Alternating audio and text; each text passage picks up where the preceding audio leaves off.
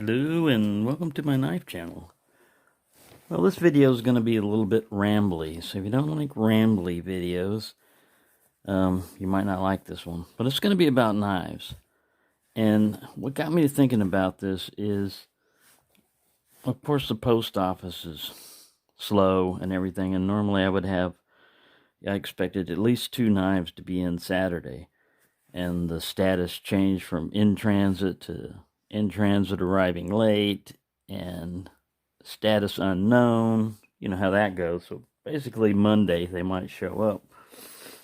But I wanted to talk about how you can get fixated on certain patterns, or at least at me as collector. You know, like if I get something like the sow belly pattern, and the reason why I'm into traditional knives, is because I had flippers, and what got me back into the knife thing was actually this knife right here. I thought, well, I haven't had a modern folder in a while, so I got a Cold Steel Recon one and S35 VN and everything, and I like it. Like I said, the triad lock was a little bit strong. I weakened it. If you look at my thumbnail, it's got this knife sitting like this in the image because I'm trying to weaken that spring up so it gets easier and doesn't leave a big old dent in your thumb when you open it. But I started getting into flippers, and the inexpensive ones were, like Gonzo's. That was a bad flip. And, they're only like $25 or so. And to me, this was like a new knife because I hadn't seen flippers or really used them or anything else like that. So I've got a whole big box full of knives and flippers where I was trying different shapes and everything. And I finally settled down to, like, for a small ADC knife, this one pretty much is going to do it for me. The Elementum S35 VN. It's got a great detent, everything. After that, I kind of forgot about modern flipper and said, all right. And that's the way I used to be about knives, where they were just tools for me. I had them, I liked them, but I wasn't really into collecting patterns or shapes or companies. If the knife worked for me and I used it, it could be an M-Tech or whatever, I'd use it till it failed or I wanted to change the style. Didn't think much about the steel or anything else, because work knives are kind of like knives that are going to get abused. And if you lose them, no big deal. Now, I used my main knife for the longest time was a Leatherman multi-tool, Leatherman Wave. I started off, I had a bunch of different Leatherman collections, start off with the original Super Tool and working my way up. And over the years, they got lost or stolen or whatever. And I don't even have a Leatherman tool anymore. But getting back to traditional knives, the reason why I started getting into those is, like I said, I skipped them for the longest time. I skipped them. This is my first pocket knife, an old Saber, made in Japan. It's not stainless steel, it's carbon steel. This one's, rust and patina. I'm going to oil this back up, but I just wanted to show you that this knife was not originally like this when I had it, but when I went into the service, my mom put my knives, and we lived in Houston at the time. My mom put all my knives and stuff in a drawer and didn't oil them or anything else, and Dad never took them out. So these came back to me like about 20 or 30 years after I got them, and I just want to, it's not going to hurt it. It just reminds me of, I don't want to take everything off, and refinish it. I mean, because some of that was there, but it has its original shape. But to me, when I grew up, this was all you had. You had no flippers. These things were considered illegal. You had different kind of traditional knives, but they were usually, the first locking knife was like a $110 that I got. So I skipped the traditional patterns, the traditional knives. And I should have been collecting them, just like getting one or two case or something else, imperial stuff now that because they would probably just be sitting in a drawer, they'd be in like brand new condition, but be original and stuff. You know, now you have to go to vintage knives, and most vintage knives, when you get them, are going to kind of, you know, a lot of times look like this. They're going to need a little TLC. There's nothing wrong with this knife. It's kind of like a copperhead pattern, but not raised up like a copperhead on the bolsters. It's just basically an equal in jackknife. But that was my knife, and it was like $5 at the store. You could go in, hardware store, a little corner store. It would have a little bit of everything, candy and sodas. I'd go down there. This was when you could do it. My grandfather would have chewing tobacco, day's work, and I would walk down to the store and get him a thing of chewing tobacco. And me being underage and everything, you could buy cigarettes and stuff back then. Underage people didn't question it. But anyway, getting back to that, I tend to get into, like, if I like one thing, I was like, ooh, well, then I'm gonna, I like this sow belly, but I like this pattern, or ooh, this is different, and then they're all, if you look at them, especially if they're Rough Riders, they're all the same knife. Excuse me. Sometimes they're slightly different. And this was a marbles and a D2, but still, it's sow belly. So you've only got one hand. You can only use one knife at a time, usually. We got two hands, but still, why do you need to collect anymore? It's just because I like to, and they're inexpensive. Like I said, I skipped out on knives for the longest time because of bias, It's like, there's nothing new under the sun on that. But now, to me, this isn't costing an arm and a leg to get just a small collection. And you can sit there, like, this one cost, I think it was like $90. This one was like $25. Most of these are less than $20. I know for sure this one was. And it's D2. I think this was only like $16 or $17.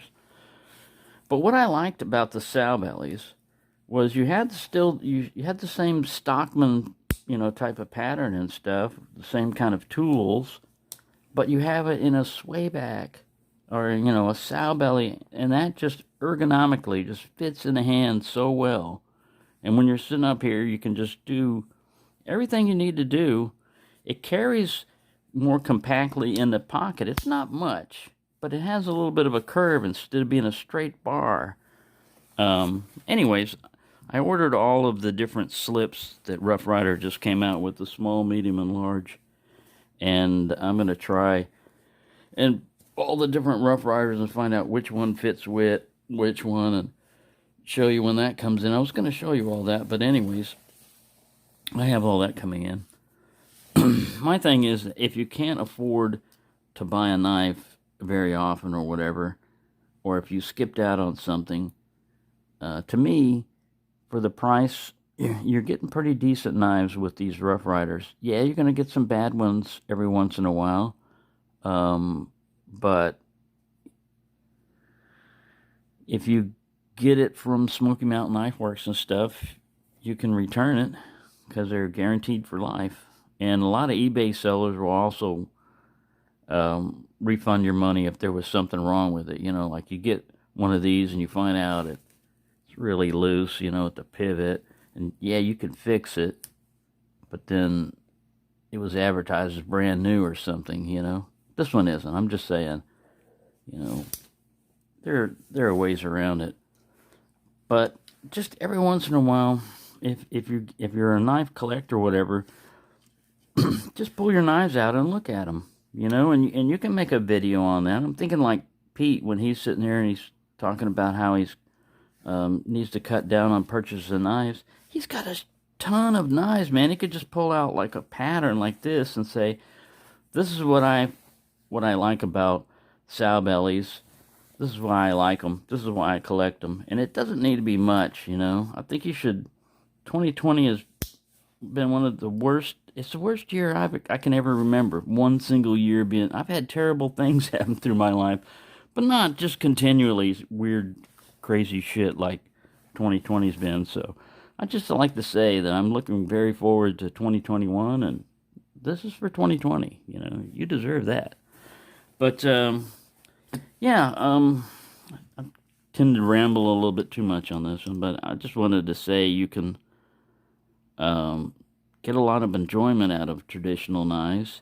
Yeah, they're not, like, in my over 60 years, being able to go like that has never made a difference for anything for me. One-handed opening makes a difference. The ability to open a knife with one hand, like these traditionals, to do this, there's ways of doing it, but no safe way. There's dangerous ways of trying to get this thing open, but I'm not going to demonstrate it right now. But yeah, it just takes two hands. But so what? What are you in a hurry for? Does that letter really need to, be opened that fast? We need to slow down a little bit, even though we've been locked up and pinned up and everything. Just getting a little bit of pleasure out of, so what? So it took me, like a couple of seconds to get that guy open. So what? Life goes by too fast anyway, man. Before you know it, it's going to be gone. So make the best out of it. Enjoy what you can. If you get pleasure out of getting a little bit of a knife, like if you can't afford to buy, an expensive knife, this will fill that urge, like especially like if you're hunting, like they don't make these anymore and they don't stock them, and you look at all the different knife retailers and you can't find them. And then one day finally it pops up that there's one, but you got to bid on it.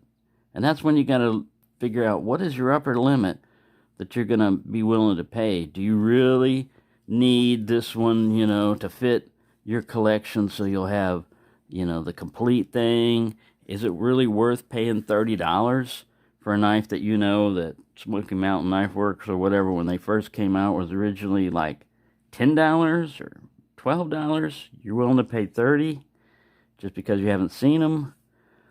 Well, yeah, it's really whatever your limit is, And as far as the budget goes, I'm on a fixed income, so when I get my money in, I pay the essentials first, rent and all the other stuff, so electricity, so that, I pay them in advance. Mine, I actually have my rent paid 1 month in advance, so I don't get behind. But even then, I follow the budget of, you can only spend X dollars. Usually it's like $100 or less.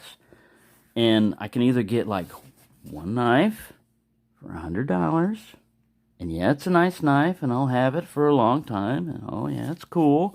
Or I could get, a crap load of traditional knives that, yeah, they might not necessarily have super great steel and everything, but you're going to get a knife, You can even space it out to where you get some knives, it's like with me, I have to space my budget out to where some of them are going to come in the first part of the month and then save a little bit of money so they have at least a knife fix coming in that I can be looking forward to. But, yeah, once you get them, don't just, toss them away and forget about them. Every once in a while, take them out and do a little maintenance, look at them and oil them, or, sharpen a blade if it needs to be sharpened, or strop it, just don't forget about them, because